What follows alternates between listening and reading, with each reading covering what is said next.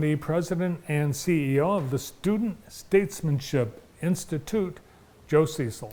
Hi, Joe. Hey, Bart, good to be back. Yeah, welcome back, and good to see you again. I saw Joe Friday night at evening at the Arbor. That was a pretty cool event. Yeah, wonderful event. We've been really blessed to partner with Spring Arbor for a lot of years now.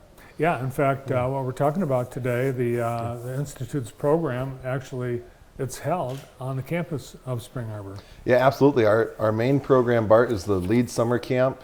3 weeks of camp that we hold, 3 separate weeks of camp that we hold at Spring Arbor University on their campus. We take over their campus for the summer and bring a load of high school students there to experience what we refer to as kind of a microcosm of the world. We run a bunch of different tracks, career simulations, where they can experience life as a state legislator, or as a business person, as a journalist, and many more. So this is designed for high school kids. Yes. And what grade levels? Yeah, so we say about 13 on, once they're in that high school realm. A lot of what we do it's very vigorous, it's very intense in some ways, but we have a lot of fun. It's still camp.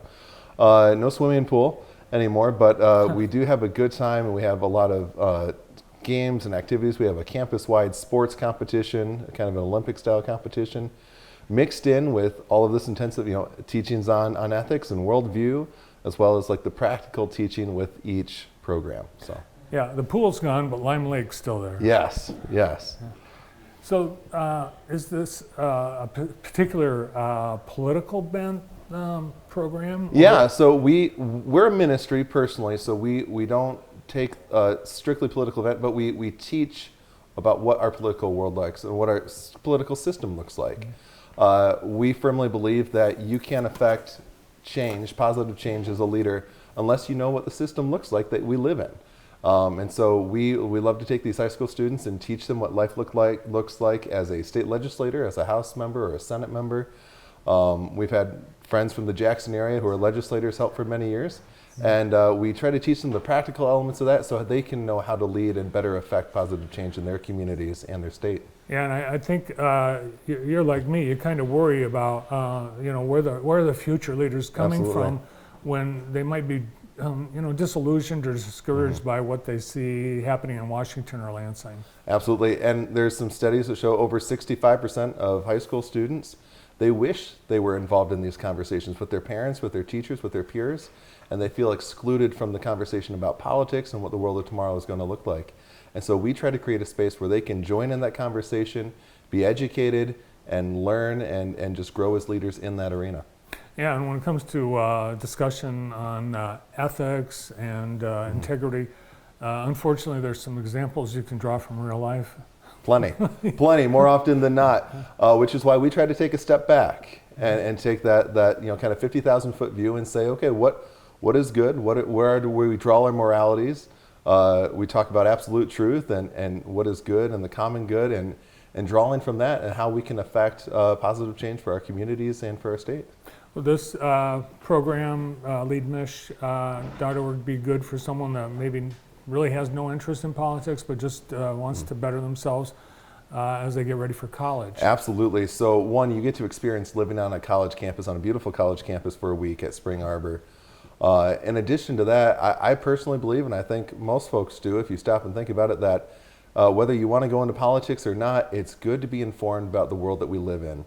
I don't care whether our students go on to be legislators, some of them are, or working in politics, or whether they're factory workers or working for consumers here in town or anything else, whether they stay at home. I care that they are educated and engaged in their communities. So. Yeah, and I think we've seen some examples too where people that have run for office, they didn't learn enough about the office, for example. Yeah. And I think I can think of George Santos as an example of what not to be. An extreme example, yeah. Yeah. No, but you're absolutely right. And even here in Michigan, we have wonderful, sincere people who run for office, and we see how much time it takes them to really get up and running and effective sometimes, where there's a big learning curve.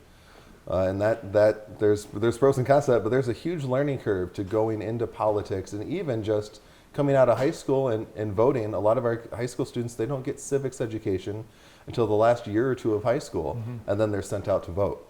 And we think that there's more we could do for them to equip them than just that.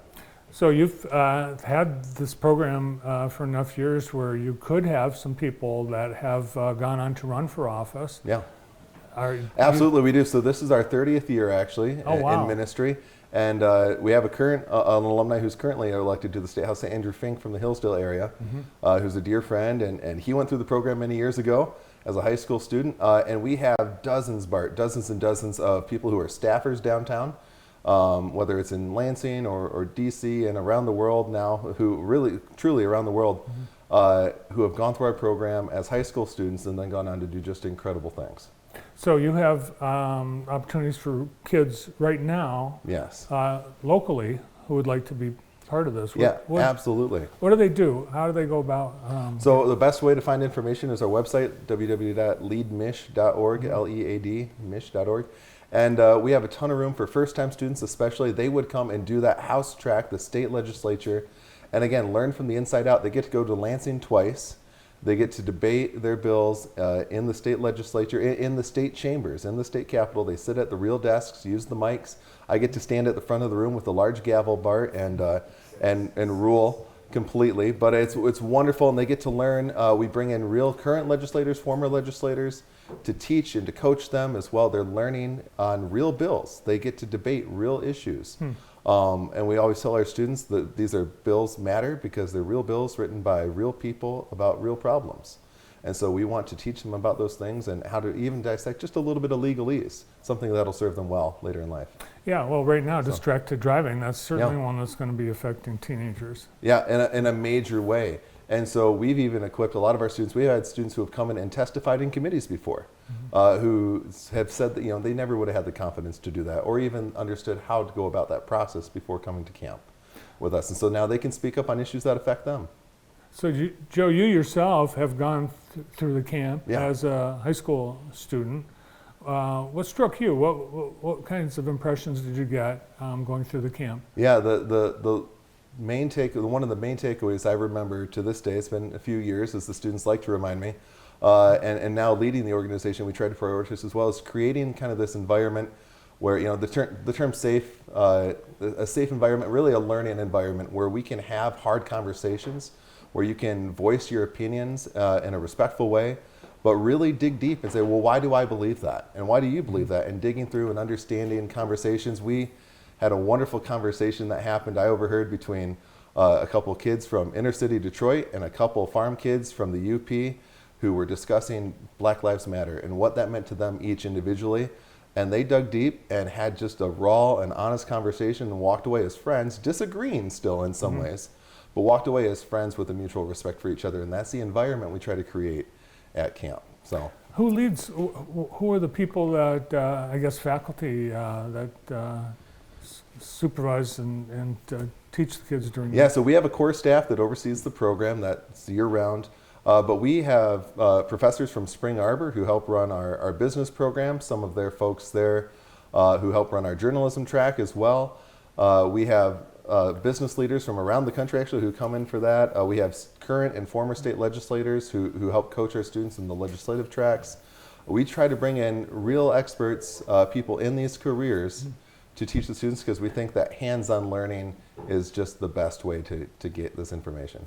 We saw a quote from Jordan, who had gone through the Institute. Maybe we can pop that back up. So Jordan talks about his relationship with the Lord and the gospel. Yeah. Is this a Christian program? Yeah, absolutely. So we're in ministry. We've been ministering to high school students for 30 years, and as a ministry, it really uniquely positions us to care for these students beyond academics, beyond a test score. We are able to engage them where they come from spiritually, whatever their spiritual background is, and engage them there because we believe firmly that's where we derive truth, right? And having a strong set of morals and ethics is essential to public service and any walk of life. And you've become further connected with Spring Arbor University in recent years. Absolutely. So we partnered with them for many years, but in 2021, just after COVID, our first year back after COVID, we actually took our program physically to their campus for the first time and had just a wonderful time. They're an excellent partner, and so we're really grateful to be coming back for our third year to their campus. Joe, what does going through an experience like this do for, in terms of college prep, in terms of, you know, beefing up a student's college application? Yeah, absolutely. So any kind of public service, especially in volunteering, is wonderful on a college application.